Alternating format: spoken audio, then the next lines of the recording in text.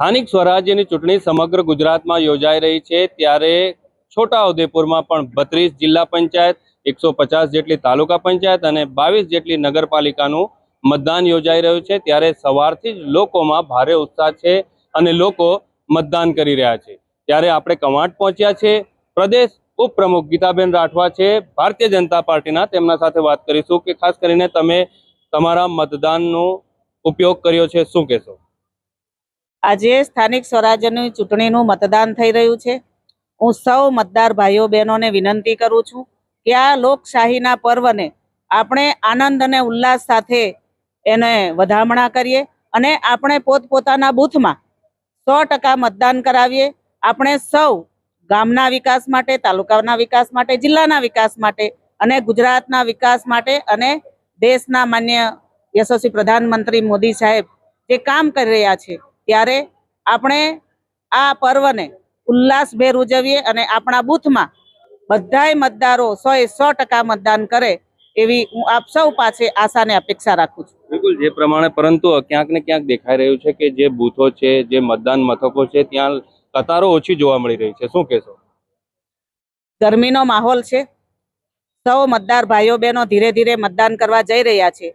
સાંજે 7 વાગ્યા સુધીમાં સાંજે 6 વાગ્યા સુધીમાં જે મતદાન થશે એ સંપૂર્ણપણે મને વિશ્વાસ છે કે પોતાના બૂથમાં 100% મતદારો મતદાન કરશે। ગીતાબેન, સૌથી મોટો અહીંયા એક સવાલ ઉભો થયો છે કે જે 28 ગામોને વિસ્થાપિત કરવાનો જે મુદ્દો છે, જે વિપક્ષે બનાવ્યો છે, અને વિપક્ષ આ મોરચો લઈને મતદારો પાસે ગયા હતા, તો આ બાબતે ભારતીય જનતા પાર્ટીને શું ફરક પડવાનો?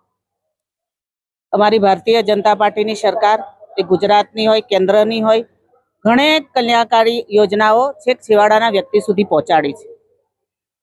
બધી જ પાર્ટીઓ પોતપોતાના મત માટે, પોતાની પાર્ટીને આગળ ધપાવવા માટે એ પ્રશ્નો ઊભા કરતી હોય છે, પણ અમારા વિસ્તારના લોકો સૌ જાણે છે કે આ મુદ્દો તદ્દન વાહિયાત છે અને તમે જોઈ રહ્યા છો આજે અમારા ડુંગર વિસ્તારમાં ખૂબ મોટી સંખ્યામાં લોકો મતદાન કરવા ઉમટી પડ્યા છે।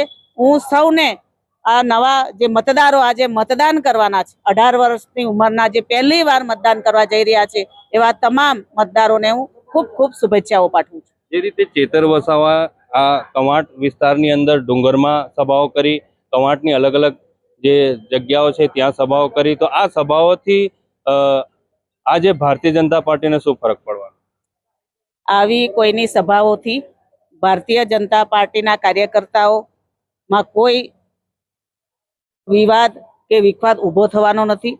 અમારી ભારતીય જનતા પાર્ટીના કાર્યકર્તાઓ 365 દિવસ એ ગામડાઓમાં રહે છે, લોકો વચ્ચે રહે છે અને જે ગુજરાત અને કેન્દ્ર સરકારની યોજનાઓ છે એ છેવાડાના વ્યક્તિ સુધી પહોંચાડવાના પ્રયત્ન સૌ કરી રહ્યા છે અને વ્યક્તિને મળે છે લાભ માટે આ જે પ્રચાર પ્રસાર કર્યો છે એનાથી અમને કોઈ નુકસાન થવાનું નથી।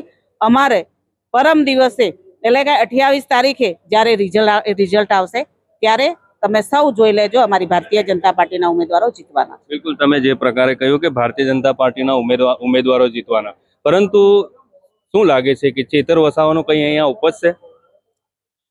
આમ આદમી પાર્ટીના આપ તમે તો જાણો છો સૌ, કાલે 7 સાંસદો આમ આદમી પાર્ટી સાથે છેડો ફાડીને ભારતીય જનતા પાર્ટી સાથે જોડાયા છે। એમને એમના મનમાં કંઈક પણ વિચાર આવ્યો હશે કે અમારી આજે વિકાસની વણઝાર લાગેલી પાર્ટી એ ભારતીય જનતા પાર્ટી સાથે અમે જઈએ, આમ આદમી પાર્ટીમાં કાંઈ છે નથી અને એ લોકો એમના વિચારોને લઈને એ ભારતીય જનતા પાર્ટી સાથે જોડાયા છે। પછી મારે તો અહીંયા કહેવાનો સવાલ જ નથી રહેતો। અમારા મતદારો, અમારા કાર્યકર્તાઓ ખૂબ જાગૃત છે એટલે અમને અહીંયા કોઈ ચિંતા નથી। અંતિમ સવાલ ગીતાબેન મારો કે 32 જિલ્લા પંચાયત, 150 તાલુકા પંચાયત અને 22 નગરપાલિકા, ગીતાબેનનો હુંકાર શું, કેટલી સીટો? ભારતીય જનતા પાર્ટીના તાલુકા પંચાયત, જિલ્લા પંચાયત અને નગરપાલિકાના ઉમેદવારો એ અમારા જે ગુજરાત અને કેન્દ્રની સરકારની જે યોજનાઓ છે, જે વિકાસ છે, જે ગામડાનો વિકાસ થયો છે એની સાથે રહીને અમે ખૂબ પ્રચાર પ્રસાર કર્યો છે। મને વિશ્વાસ છે કે આ તાલુકા પંચાયત, જિલ્લા પંચાયત અને નગરપાલિકામાં ભારતીય જનતા પાર્ટીનો ભગવો લહેરાશે। બિલકુલ, આ હતા ગીતાબેન રાઠવા, તે પ્રદેશ ઉપપ્રમુખ છે, તેમના સાથે આપણે તમામ મુદ્દે ચર્ચાઓ કરી છે.